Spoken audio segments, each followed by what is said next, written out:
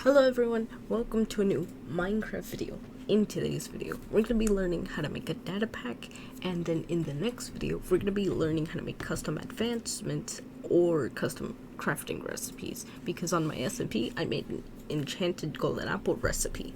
So yeah, let's get into today's video.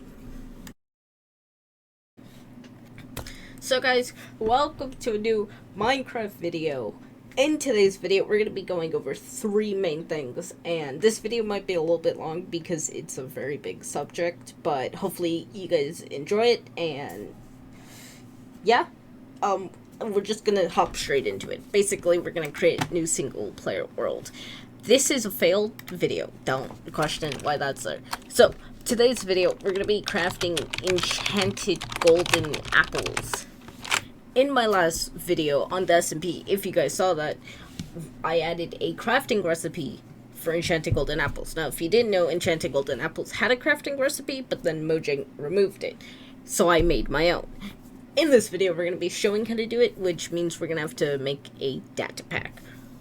Which means code, which is amazing because I've recently been learning code, even though this isn't really code, it's Minecraft commands. But it's in a code website, so we're doing code. Now, we have our world, we leave the world. Simple as that. We need to have it, and remember the name, it's pretty simple. We're just going to open Visual Studio Code, which I'll have a link down below to download Visual Studio Code so you guys can use it, because it's going to be very helpful, and it's going to be way better than trying to type it all out. So guys, if you need some extra help with the code, you can use these two extensions, plugins for Visual Studio Code, Datapack Helper. You just go here in it and you search Datapack Helper, and it's the rainbow telescope thing. You also have language malfunction. That's also a good one. So yeah, both of them will have links down below in the description if you want to get them. So, we're in the .minecraft folder, which if you don't know how to get there, if you're on a Windows computer, then do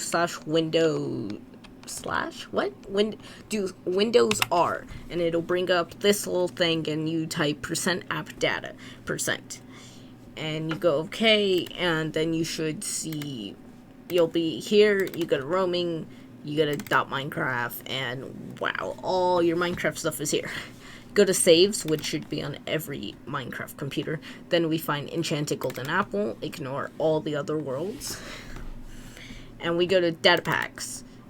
Here we do new folder, and let's name it something simple like subscribe. This name is not gonna matter. The next name will.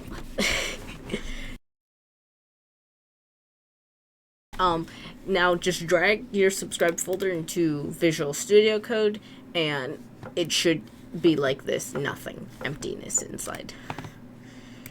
If we do a file, so if we create a file, we're going to name this pack.mcmeta. Now, we're gonna simple copy paste this, pack format, description. It'll all be down below in the description, so you guys can just copy paste it. The pack format is whatever Minecraft version you're playing on. 1.18 is 8, 1.17 will be 7, 1.16 will be 6, 1.19 will probably be 9. Pretty simple. Description, you can change whatever, you know, have to keep it sub to Master Giant, but you know, you can, it won't bother. Now, we're going to click here so we're not under data. We're going to make a folder. This button right here is folder, that's file. You want to make sure you know which one. Data is a file, and what we're about to make is a folder. I've confused myself. I hope I haven't confused you guys. So, we have a folder. We're going to name this whatever. It cannot have a capital though, and this name is going to be important throughout the entire video. So we're gonna name it something simple like jaicraft. Now this is a namespace, so if you were to do /give your player username, it would be Minecraft and then item name. Now, if we do jaicraft, it would be /give player username jaicraft and then the item. So it's like a namespace. It's a namespace. You want to make sure you remember that throughout the entire time you're doing data packs and stuff, because it's going to be important. I have mistaken. We need to name this pack, not that. Now we make a new folder and we call it data. That's it. Now we drag jaicraft into there, and yes, we want to move it. We click on it, we make functions with an S. Make sure you spell everything correct in this video or it's not gonna work. Now we click functions and we click the file, and let's do load.mcfunction.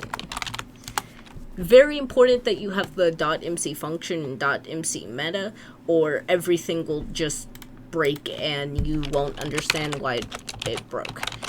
So tick function, we want to do those two. Now we want to click on data and we want to do file, and we want to make one named Minecraft. Now on Minecraft we want to make a folder. I meant folder for Minecraft and folder for tags. We want to do another folder, name it functions. Now on functions we want to do file, we want to name it load.json. Now everything will probably start to be turning red, and that's completely fine. We also want to do another file named tick.json. So in load.json we want to copy paste this. So we have our namespace, jaicraft, told you it's going to be important, and we have load. So Minecraft needs to know that we're adding things to the game, so we have to have this. Pretty simple stuff. And you want to make sure that you do this in the load.json, and in the tick.json you want to have tick. And obviously you're going to put your own namespace. If you copy jaicraft, that's completely fine. It might make it easier for you. Now we're basically done. This might be red because it wants to be. That shouldn't matter as long as it's just underlining 8, and if it's not, that's completely fine. Now we can type literally whatever. We can now call ourselves a coder.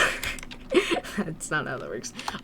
We're doing Minecraft commands. The only thing is you don't do / or everything goes red, and it doesn't like that. So we have Minecraft. We're gonna load it up, and it's gonna load up almost in an instant. That was amazing. Instantly we start getting beef. Do you want to know why? Well, because the load will do it as soon as the data pack loads or gets reloaded. The tick will do it basically every millisecond. Well, every second. So that's why our inventory is getting filled with steak. / reload. There's a fox and we have a lot more steak. Pretty simple stuff. So we could do something like load clear at A. If we reload, then all our inventory gets cleared and the fox runs away instantly. That's everything in a data pack ever. Now, if you wanted to do a new folder, you just do new file. Let's name it foot.mcfunction, and let's say sub to master dry. Let's just do that, and let's do reload.